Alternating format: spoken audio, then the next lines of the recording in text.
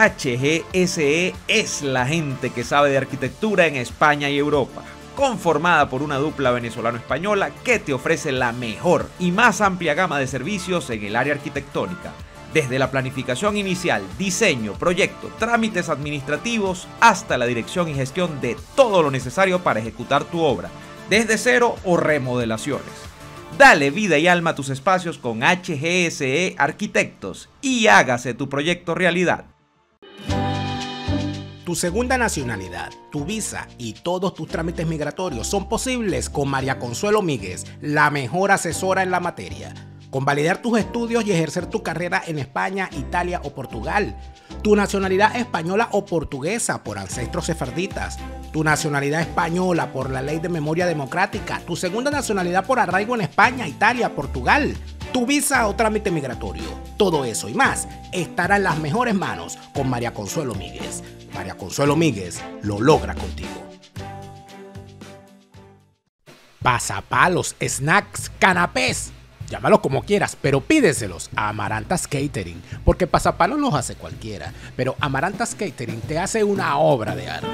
Amarantas Catering es el servicio de catering a través del diseño visual e innovador para mesas y bandejas de aperitivos, requerido para todo tipo de eventos o festividades, utilizando la selección de productos de excelente calidad que solo Amarantas Catering es capaz de llevar a ti.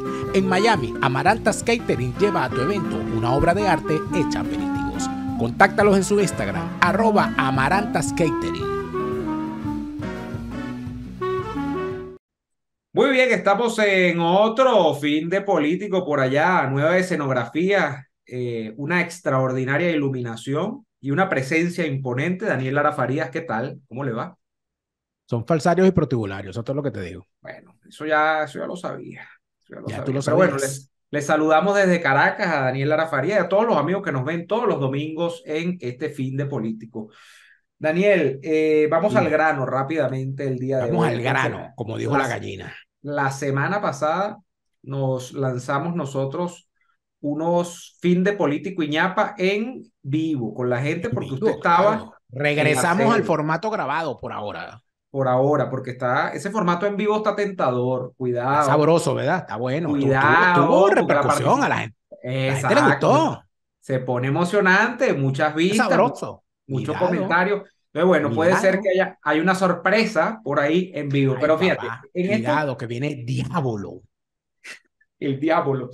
Mira, en este formato otra vez, o en esta nueva emisión que es grabada, lo que creo que podemos hacer, te propongo, es un poquito de reflexión a partir de una afirmación que usted dio el en vivo de la semana pasada, creo que fue ya en el segmento de la ñapa, porque cuando nosotros hicimos el primer enlace el domingo pasado, tú estabas en la sala de prensa de Vox, todavía los ánimos estaban a la expectativa porque no se había dado el resultado oficial, no se había dado la primera proyección, el primer resultado oficial, el primer boletín oficial, y entonces había mucho tema todavía con lo que era la previsión de todas las encuestadoras que fallaron, es que el Partido Popular iba a ser el partido más votado, que probablemente en una alianza con Vox iba a lograr armar gobierno y que Pedro Sánchez, por consiguiente, iba a ser desalojado de la Moncloa.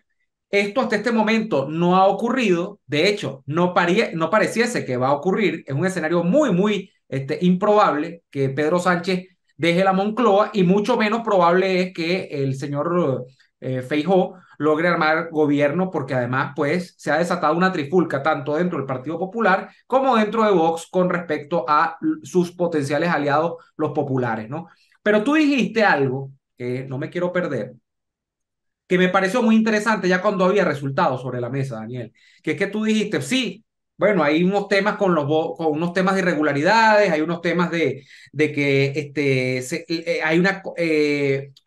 se están coaligando bien la izquierda entre la extrema izquierda y la izquierda del PSOE, no hubo claridad de mensaje en algunos casos con Vox y con el PP, pero sobre todo hay un factor que está por encima de todo eso, que es, pareciese que España, al igual que pasa con muchos países de Hispanoamérica, de casta le viene al galgo, están abocados a votar por la izquierda. Hay alguna especie de chip intrínseco en la sociedad española que independientemente de todo lo que pase, tiene un gran sesgo hacia la izquierda. Y esto me resonó mucho, Daniel, porque es un poco lo que vemos por décadas, y sobre todo durante la última década, que es la que tenemos nosotros en los medios de comunicación, diciendo lo que ocurre en Venezuela. Y lo decimos en clave de frustración. Decimos, coño, pero ¿hasta cuándo la izquierda aquí? ¿Hasta cuándo la izquierda? Y votan por la izquierda y los castigan y los ponen a pasar hambre y siguen pregonando socialismo y quieren intervencionismo y quieren un Estado que sea dadivoso, que les regale vainas. Vivimos en esa frustración. Y Daniel, parece mentira, pero luego de que tú dijiste eso, que bueno, me imagino que es una conclusión que están sacando muchos de los analistas en España.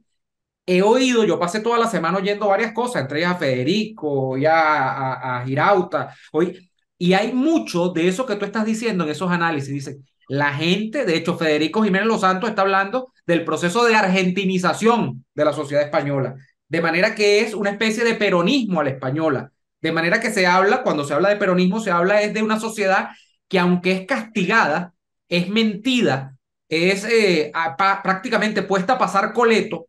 Esa sociedad se empeña en favorecer demagogias de izquierda. Entonces me acordé mucho de eso, Daniel, porque pareciera que algo de eso hay. Y lo que tendríamos nosotros que preguntarnos es, ¿por qué ocurre? ¿Por qué podría estar en la sociedad española operando este chip de una izquierda que seduce mentes independientemente de los resultados, ¿no? De que obtienen gobiernos como el de Sánchez, que no es que tiene demasiado para presumir, ¿no? Mira, yo te diría que ya visto los números de forma más, más seria, ¿no? En el sentido de que cuando hablamos de este asunto, no teníamos la totalidad de los números, ¿no? En nuestro poder. Yo sí tengo que decirte algo, cuando se dan los números, cuando yo estaba en la sala de prensa de Vox, antes que se dieran los números, el ánimo ya estaba perfectamente claro y ya en Vox sabía que tenían. Como una de estas cosas extrañas, las encuestas acertaron con los minoritarios y se equivocaron con los mayoritarios. Eso es una cosa que hasta el día de hoy tendrá algún estadístico que explicar. Que los números de Sumar y de Vox los pegaron, pero no pegaron los números de los mayoritarios. Bueno, quedará eso para la anécdota prácticamente. Pero cuando se termina de ver, en la gente de Vox sabían que ellos estaban peleando el tercer lugar y peleando no bajar de 30 escaños. Eso era esa era Tu meta. su meta, no su expectativa, pues, Ujú. sus números, sus valoraciones. En tal sentido, el ánimo allí en la sede de Vox era claro desde que se llegó. Desde que se llegó ya ahí, es más, no querían hablar mucho, no le Mucha contestaban uno de los neutralidad, sí. mensajes, Ujú. algunos no le contestaban uno de los mensajes, no fue posible hablar con algunos ese día, tal, etcétera, pero bueno, lógico, ¿no? Están en una dinámica electoral. Ahora, ¿qué ocurre? Cuando se ven los números al final, nos damos cuenta de que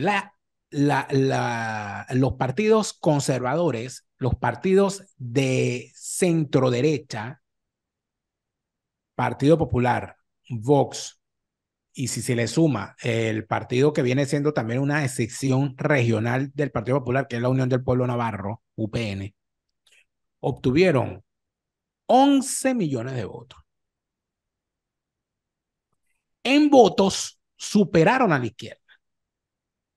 Entonces, ¿qué terminó ocurriendo? Terminó ocurriendo que independientemente de que sí, de que tengan más votos, en España hay un voto orgánico de izquierdas, que además de eso se ha visto fortalecido por la deriva hacia la izquierda de grupos separatistas, de partidos regionales, que siendo originalmente de centro derecha, terminaron convirtiéndose por necesidad, o sea, renunciaron a ser un partido ideológicamente hacia la derecha o hacia la izquierda y decidieron que su ideología es el separatismo, es ser enemigos de España. Y si eso los lleva a estar en la izquierda, será. ¿Qué es lo que está ocurriendo ahorita? El separatismo coincide con la izquierda en este momento. El primer atisbo de esto se dio cuando se dinamita la gran coalición catalana que era Convergencia y Unió. Convergencia y Unió, que fue el partido con el cual gobernó Jordi Pujol como 30 años, era un partido, para decirlo en términos sociológicos, hasta marxistas, era un partido burgués.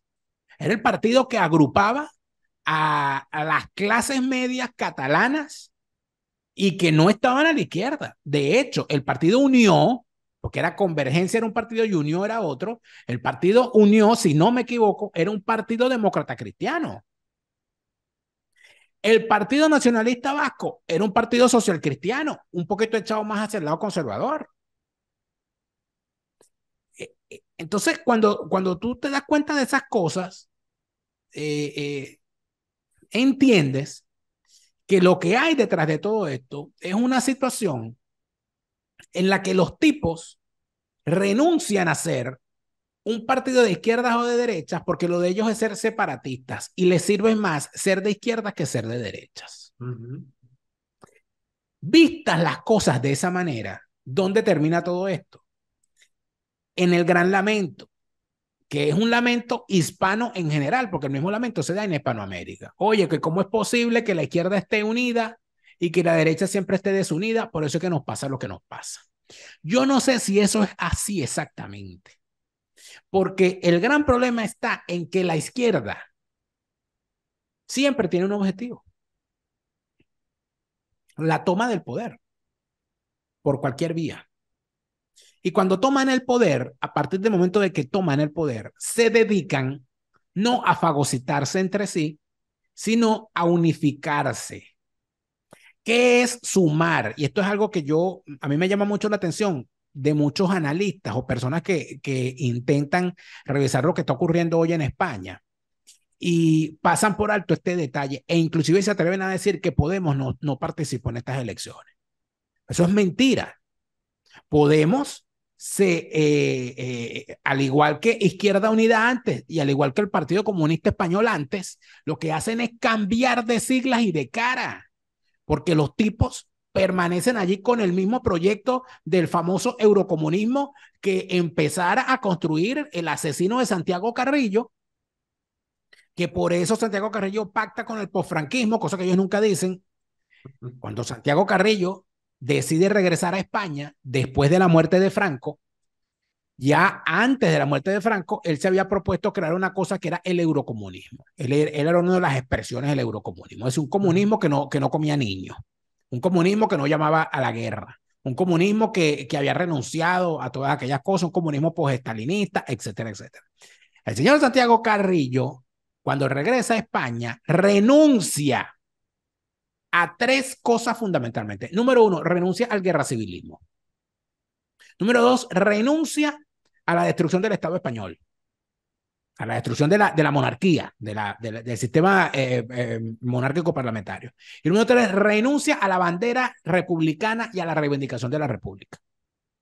¿A cambio de qué? A cambio de que le legalizan el Partido Comunista Español y se lo legalizan el Jueves Santo del año 79, 78, si no recuerdo mal. En tal sentido, que, ¿para dónde voy con todo esto? Bueno, que el señor entra, como no, con toda la fuerza y tal, y regresa a la pasionaria, y regresan ese poco de gente que estaban allá en la Unión Soviética, y tal. Por cierto, regresan sin el oro que se llevaron, ¿no? El oro de la República, famoso aquel. Los tipos regresan a España, se lanzan en esas elecciones y obtienen un resultado magro. ¿Por qué? Porque ya el mundo no andaba pendiente del comunismo, el comunismo andaba de retirada. Y como el comunismo andaba de retirada, avejentado y convertido en una pieza de museo que de paso olía a naftalina, lo que se inventaron fue la famosa socialdemocracia. La socialdemocracia europea que se inventa un señor llamado Willy Brandt, que se inventa este señor griego, que se me olvida su apellido siempre un poquito complicado. Tú seguramente te acordarás, tú que eres más estudioso del asunto. Y se Que se inventa el estado de inventan bienestar. que se inventan liderazgo hispanoamericanos como Carlos Andrés Pérez, como Aya de la Torre, crean la Internacional Socialista y empiezan a transitar por ese camino, donde luego se monta, por cierto, Fidel Castro. Porque cuando Fidel Castro llama a la conformación del Foro de Sao Paulo, lo que le hace un llamado a los partidos socialdemócratas a unirse a eso. Fidel Castro lo que quería era hacer otra internacional socialista, pero castrista y dominada por él, y lo logró. Claro. Entonces, cuando el constructo, ¿cuál fue? El constructo fue Felipe González. El constructo fue ese PSOE, que no es el mismo PSOE de la Guerra Civil, que es otro PSOE, que se apoderó de la sigla y que construyeron otra cosa. Lo Y ellos pasaron por terminan agua, siendo pues. los depositarios del asunto. ¿Para dónde voy con todo esto? El Partido Comunista Español, viéndose en la amarga situación de que lo que tenían era unas asociaciones de base donde todavía tenían fuerza, que eran en los sindicatos, ¿ok?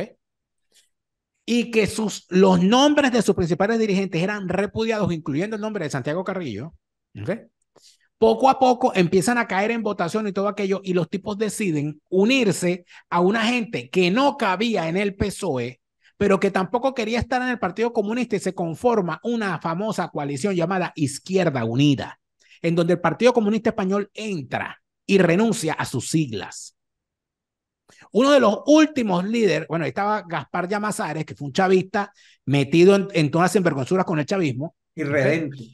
Y cuando Gaspar Llamazares queda como único diputado en las elecciones donde Zapatero logra reelegirse, que son las elecciones del 2008, Llamazares renuncia y asciende a Izquierda Unida Cayo Lara. Yo me acuerdo Y que Cayo Cayo Lara. Lara era militante del Partido Comunista, venía de las bases sindicales. Allí empieza todo el movimiento de la cuestión esta del 15M, de las cuestiones de los indignados y los autoconvocados, etcétera, etcétera, que es un movimiento fundamentalmente financiado por el dinero del chavismo, como se ha demostrado luego, y ahí se conforma todo este grupo que termina siendo Podemos. Cuando Podemos surge con toda la fuerza, cuando se presentan a las primeras elecciones, se da cuenta otra vez la izquierda asume, no, agárrate a Izquierda Unida y métela en Podemos. Y por eso es que Podemos deja de llamarse Podemos y empieza a llamarse Unidas Podemos. ¿Y Unidas. por qué Unidas y no Unidos? Porque era Izquierda Unida. No, y creo que también hay un juego allí, Daniel, para intentar incorporar el tema de el llamado Feminista. a los sexodiversos y a las cosas El esas. tema feminista, falso. El tema era fundamentalmente de marketing, porque la marca Izquierda Unida, al unirla con Podemos, era Unidas Podemos.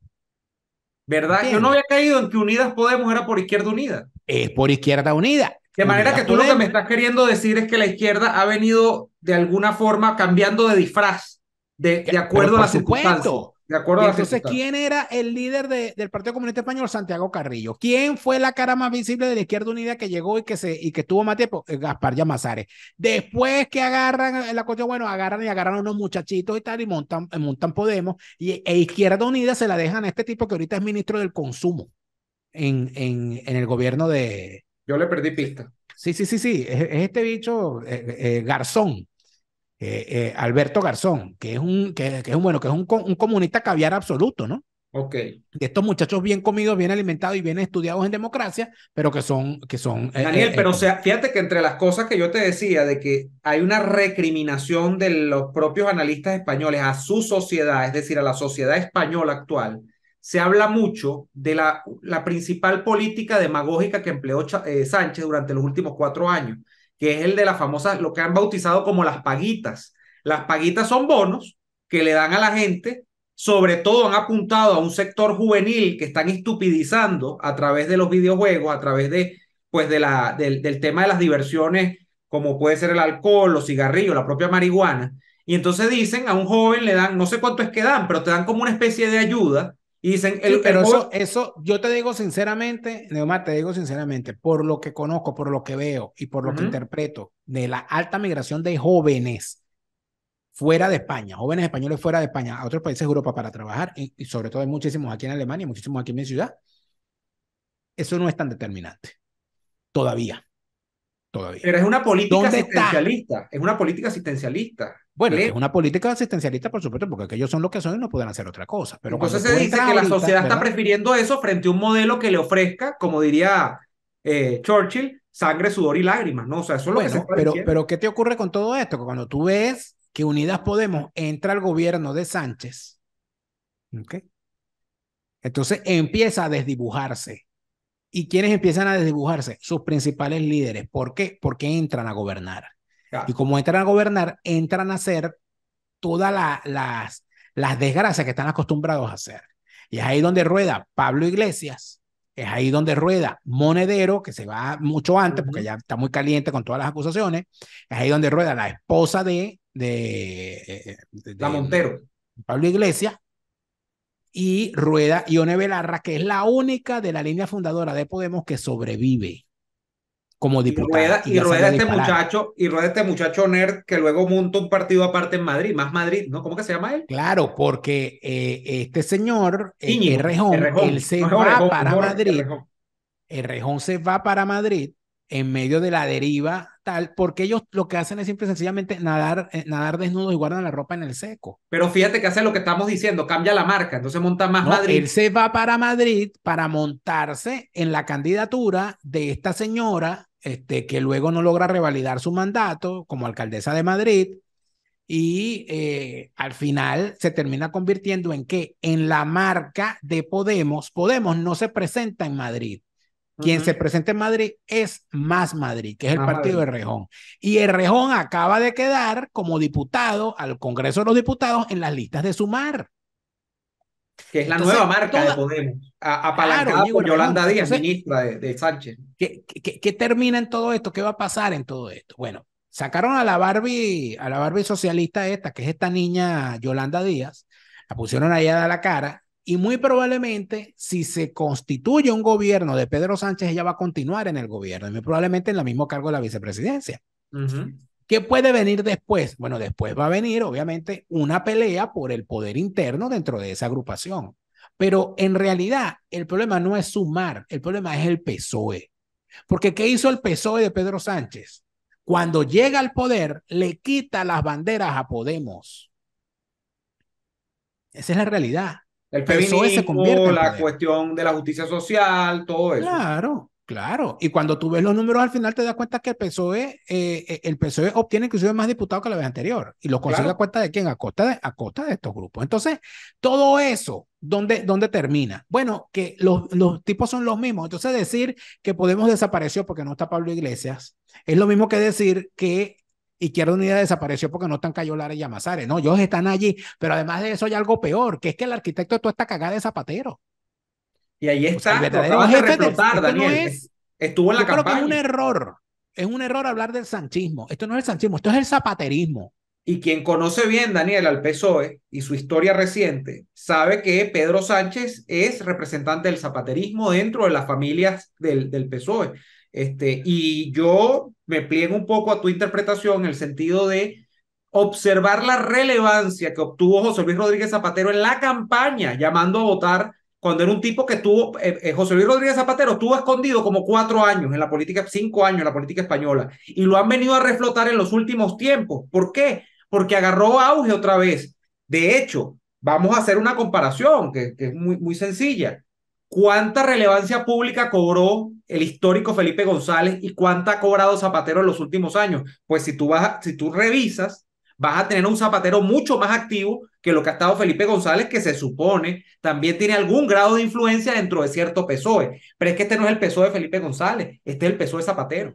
Este es el PSOE de Zapatero y terminó ocurriendo, ya para terminar, que Zapatero y Sánchez son a España y al PSOE lo que Chávez y Maduro son a Venezuela y al PSUV, con la circunstancia Ah, distinta de que Zapatero está vivo mientras que Chávez se murió y no vuelve. bueno, amigos, ha sido todo por esta semana. Nuevamente agradeciendo el apoyo de ustedes a través de Patreon, patreon.com/neodolfo, patreon.com/delaraf. Con tu apoyo nos ayudas a seguir. Si te gusta este contenido, pues puedes apoyarnos a través de Patreon. Gracias por suscribirse a nuestros canales, por darle like. Es muy importante. Denle like al video, eso no cuesta nada, pero vale mucho para nosotros porque nos ayuda a que el video se viralice y lo vean muchas más personas. Y estos análisis quizá, o estas ideas en voz alta, son quizá muy interesantes o pueden ser interesantes para distintos públicos, ¿no? Entonces, allí les dejamos esa. Esta conversación sigue en el canal de Daniel Lara Farías, en La Ñapa, como todas las semanas. Seguimos en esta conversación. Vayan a verlo allá en el canal de Daniel Lara Farías Presenta. Nos vemos allá y nos vemos la semana próxima. Chao. Otra nacionalidad, una visa, reunificación familiar, homologar tus estudios en tu nuevo país. Todo eso es libertad. Cefar Universal te asesora y acompaña en el proceso de obtención de tu segunda nacionalidad, de la certificación de tus antepasados sefarditas o cualquier trámite requerido para la obtención de visas. María Consuelo Míguez es la agente autorizada de Cefar Universal que te ayudará a trascender fronteras. Comunícate ya con María Consuelo Míguez para evaluar tu caso y resolverlo. Cefar Universal, tus antepasados te quieren libre.